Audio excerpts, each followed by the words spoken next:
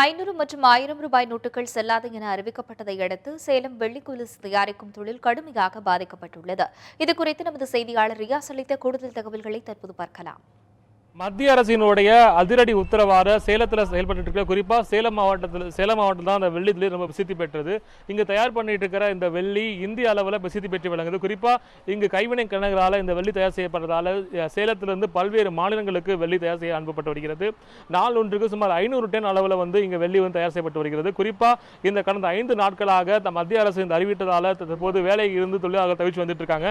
தற்போது இந்த பகுதி குறிப்பாக பார்த்தீங்கன்னா சேலத்தில் இருக்கிற சிவதாபுரம், செவ்வாப்பேட்டை, பனங்காடு, இளம்பெலி உள்ளிட்ட பல்வேறு பகுதிகளில் 10,525 பட்டறைகள் உள்ள இந்த பட்டறைகளில் சுமார் லட்சக்கணக்கான தொழிலாளர்கள் ஈடுபட்டு வருகிறார்கள். தற்போது தொழிலாளர்கள் வேலை இல்லாமல் கடந்த 5 நாட்களாக தவிர்த்து வருகின்றனர். குறிப்பாக இந்த பகுதியிலிருந்து தயார் செய்யப்பட்டு வருகின்ற இந்த வெள்ளி பொருட்கள் மற்ற அவங்களுக்கு சரியான கூலி கிடைக்கவில்லை. அதே போல இங்கு சேலத்தில் தயார் பண்ணி மற்ற மாநிலங்களுக்கு அனுப்ப வேண்டிய வெள்ளி பொருட்கள் ஏராளமான வெள்ளி பொருட்கள் தேக்கம் அடைஞ்சிருக்கு. இதனால் அவங்களுடைய தொழில் முற்றிலுமாக பாதிக்கப்பட்டதாக கூறி வேலை இழந்து தற்போது கடந்த 6 நாட்களாக இவங்க தவிர்த்து வந்துட்டு இருக்காங்க.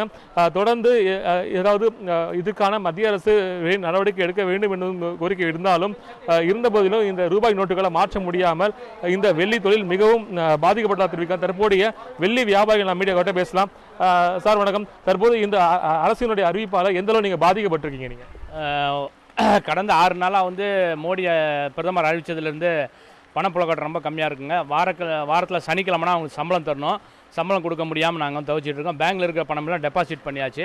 அது எடுத்து கொடுக்கலான்னா கூட ரொம்ப கம்மியாக தராங்க. அதனால் பேங்கில் தாராளமாக பணம் கொடுத்து ஏற்பாடு பண்ணால் தான் நம்மளுக்கெல்லாம் வேலை இனிமேட் கிடைக்கும். ஏன்னா நாங்கள் சும்மா தான் கடை திறந்து உட்காந்துருக்கிறோம்.